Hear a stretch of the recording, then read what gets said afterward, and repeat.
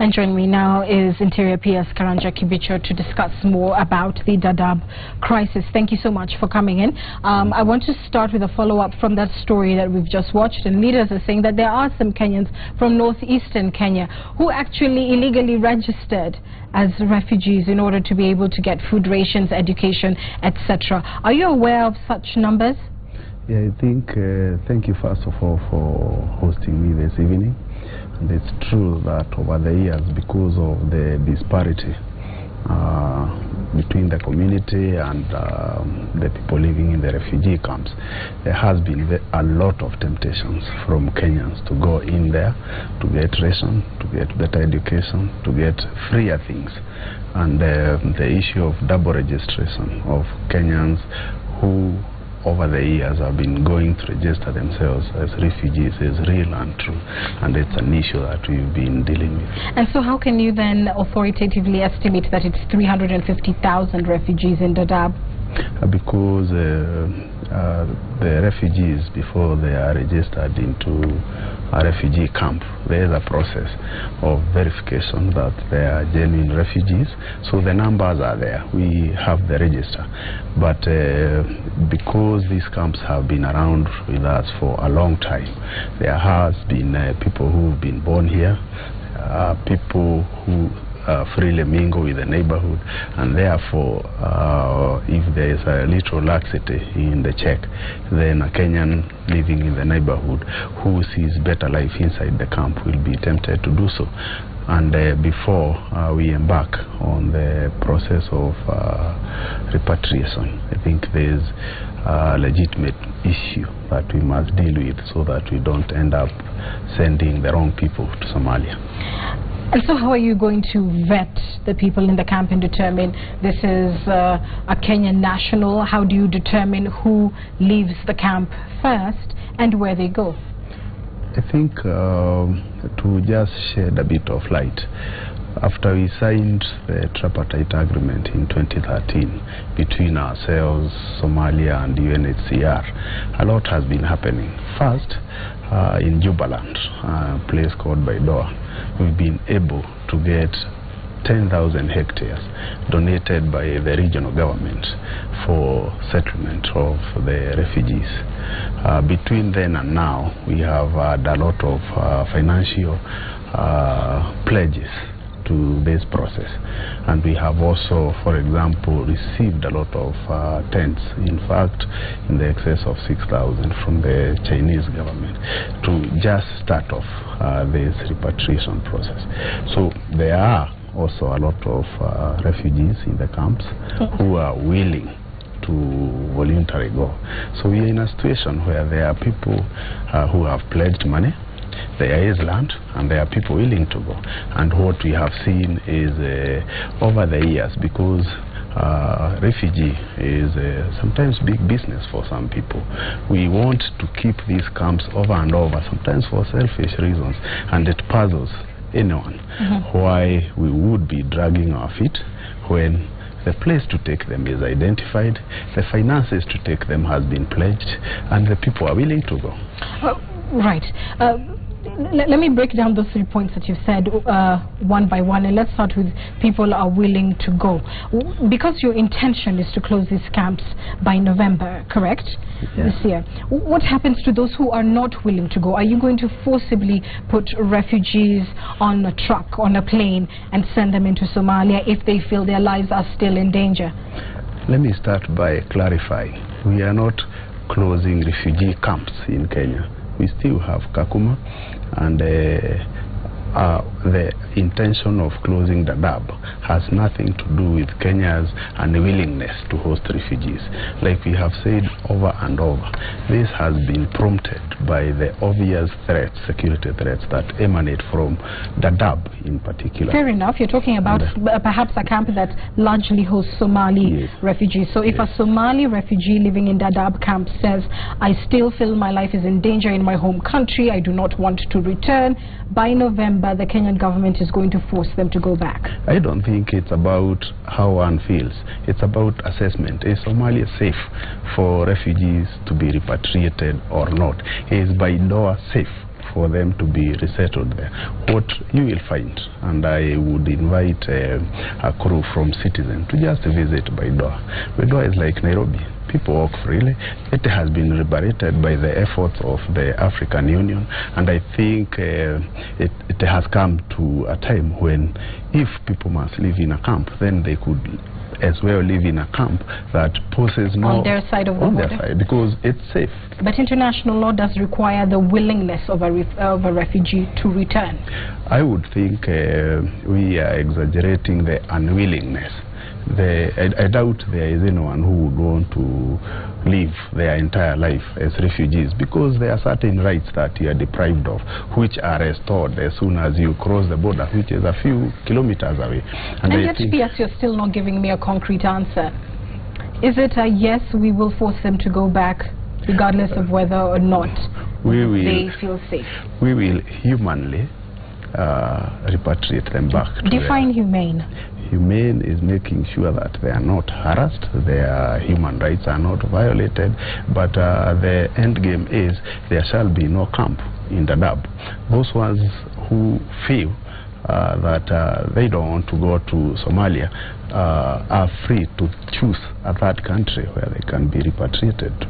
All right, but they're certainly not staying in Kenya, is what you were saying. You've also talked about the willingness of the Somali government to accommodate them, and yet a statement that they released on Thursday seems, au contraire, if you like. They say, quote, "The move will make the threat of terrorism worse, not better, given the volatile situation." And one does wonder whether the Somali government does have a point, to the extent that if in fact there are sleeper agents, as Kenya has alleged, in these camps, then are they not better, is Kenya not better placed than the Somali authorities to actually monitor these persons and to keep holding them at least in an area that is, confined? There are various restrictions. I think it depends on who you are listening to. The regional government of Jubaland has donated 10,000 hectares for resettlement of these refugees, and I think if it is about sleeper cells, they pose equal threat whether they are here or they are across the country. What we are saying is that we have, as a country, continued spending millions and millions of shillings. What we know is the lesser story of what we have been able to stop, and I think there's no country that can continue this way. I'll tell you this camp in design was designed for much less than 200,000 people. Today it's hosting 350,000. I mean, even in terms of environmental degradation alone, it's not sustainable that we'll continue having these people. Right. Besides the immense security threat this has continued to pose because of the easiness in which the people in the camp can cross over to Somalia. Well, and that is, it seems like a logical argument, but Kenya hasn't presented hard evidence that in fact we have foiled this number of terror attacks that emanated from sleeper agents within the camp. What evidence is there to support what sounds like a reasonable argument that there would, there is that threat of people crossing the border? It sounds like Kenya may be crying wolf. Let me tell you, not just Kenya, every country in this world thwarts millions of terror threats. And I think it is an irresponsible thing to do for our security agency, that whenever they find something that they have been able to curtail before lives are lost, it becomes public news, because you cause panic to your country. I think if you go to even the United States, take data from the intelligence, the number of terrorist attacks that they are able to stop are in their hundreds, and I think we have credible information, and I think the government is serious.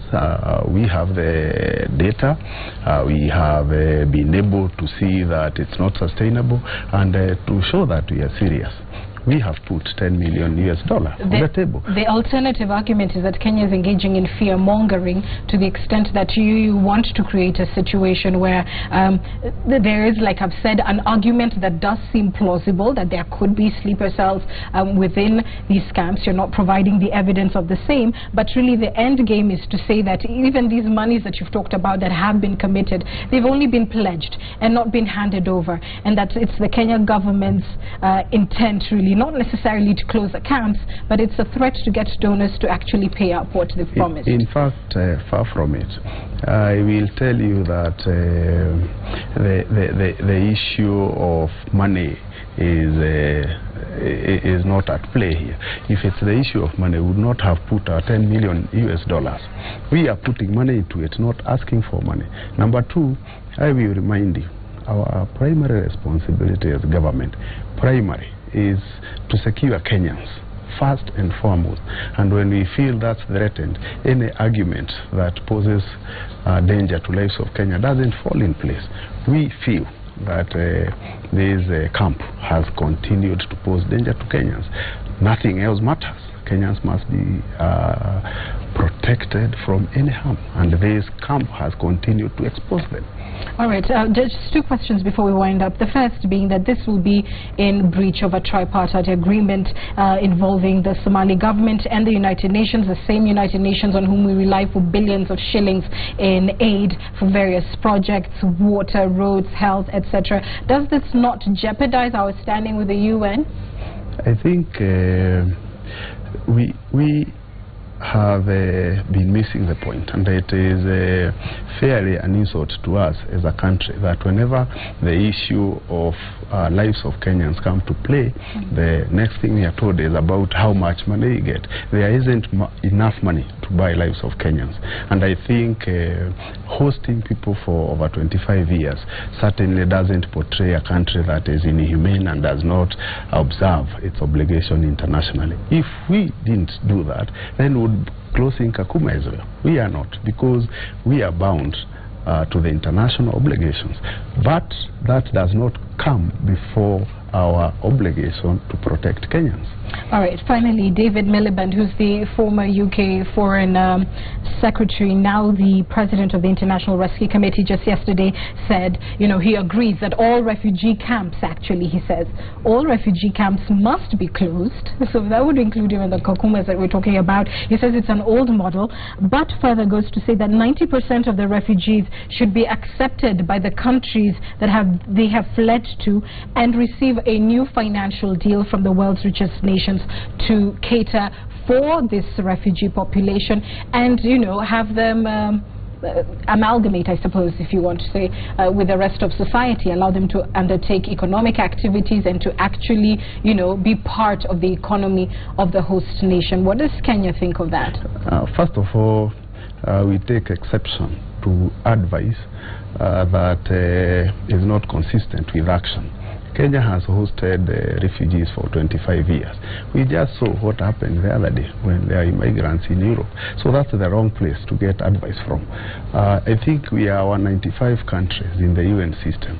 It is not an obligation given to Kenya that whenever there is a problem in Somalia, then it becomes Kenya's problem. It is a problem to the 195 countries in the UN system. And the better thing to put on the table would be, we have 600,000 people who need to be hosted. Kenya is full. Let's share them. I mean, that makes sense to us. And I think I am very happy that just by the action of us saying that we are closing this, the United States is actually shipping out 1,000 immediately. And that's the kind of discussion we want to hear. Countries engaging in, but not lectures, treating us as if we are not sensitive to human rights, yet we are continuing to keep 200,000 more after this. Interior PS, Karanja Kibicho, thank you for your time. Thank you very much.